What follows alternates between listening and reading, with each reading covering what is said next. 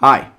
In this video, we'll be going through an introduction to one of the most important parts of web development, and that is the language HTML. So here's a question.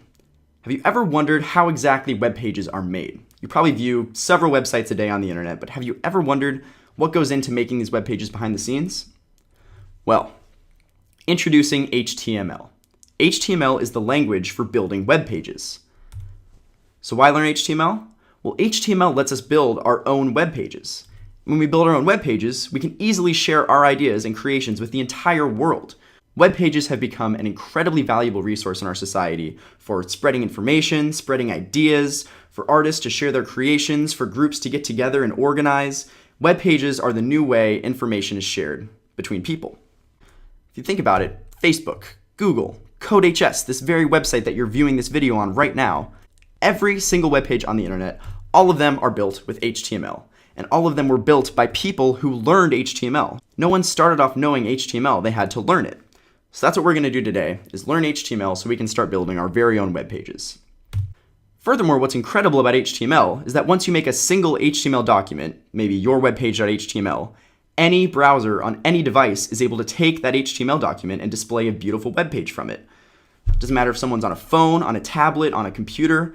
It doesn't matter if they're using Chrome or Firefox. Whatever browser they're using, they'll be able to view your web page. Now, a browser is simply an application on a computer that can take an HTML document and display it as a web page. Today, we'll be learning about how to make this part. How do we make the HTML document that turns into the web page?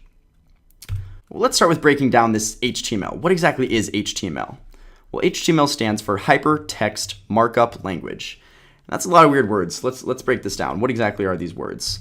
So hypertext simply means text that's displayed on a computer that has links to other hypertext documents, also known as hyperlinks. Now this is an incredible part of HTML, is that an HTML document is not a standalone document on its own, like a page from a book. Instead, HTML documents are interconnected, and you can easily transfer between them by clicking on these hyperlinks. So it used to be that if you're reading a document and you want to get some more information, you have to track down the book, track down the chapter, find the paragraph that the information's held in. But now with HTML, you can just link straight to that information. So for example, if I click this hyperlink here, this will actually take me straight to the page, the Wikipedia page for hyperlinks, and I can learn more about this. I didn't have to track down this page to learn more. I had a link that took me right there. So that's what hypertext refers to. Now what about markup language? Well, markup language simply means a language that lets you annotate normal text to define how it should be displayed. Markup language marks up standard text to provide some further information. So, how exactly does HTML mark up the text of a web page? Well, introducing HTML tags. HTML tags mark up the text of a document in order to tell the browser how that text should be displayed. So HTML is made up of several tags that can decorate or mark up the standard text of a document in order to tell the browser how that text should be displayed. So at the core of it, HTML is really just normal text plus these markup tags. So what do HTML tags look like? Well, they're enclosed in angle brackets. You can see there, that's an example of an HTML tag. They are not actually displayed on the resulting web page. They're only found in the HTML document, not on the final web page. And they inform the browser about how certain text should be displayed. So let's look at our first HTML tag, and that is the H1 tag. So as you can see, tags start and end with angle brackets. We have the opening angle bracket and the closing angle bracket.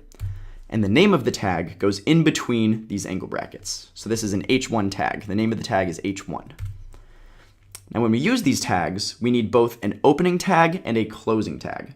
And the opening tag looks exactly like the closing tag, except that the closing tag has a backslash right before the tag name.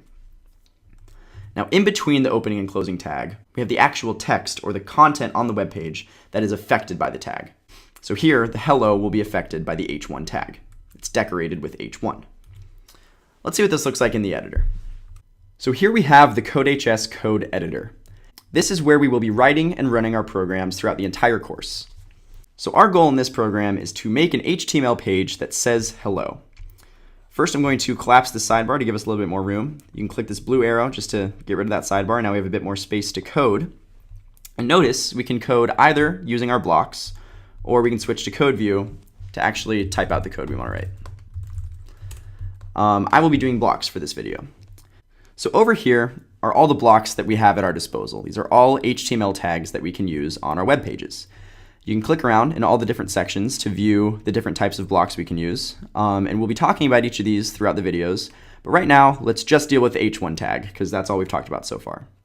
So to make my web page, I'm going to drag out the H1 tag, and inside of it, I'm going to write hello.